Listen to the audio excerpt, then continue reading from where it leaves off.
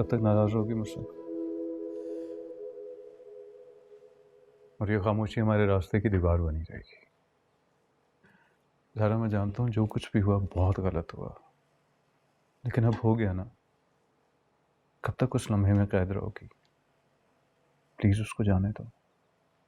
इधर देखो, सब कुछ भुला के एक नए सिरे से जिंदगी का आगाज करते हैं। भूलना आपके लिए आसान होगा, साथ मेरे लिए नहीं। मुझे नहीं पता वो औरतें कौन होती हैं जो शौहर का हर जुल्म ज्यादती बर्दाश्त करके भी हंसी खुशी उनके साथ रहने लगती हैं। ये मुझसे नहीं हो रहा साथ।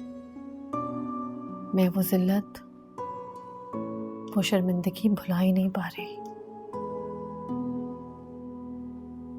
ये एहसास पल पल मेरे दिल को कटरो के लगाता है। जिस दिन आपने मुझे खुद से अलग कर दिया था, क्या इतना आसान था आपके लिए?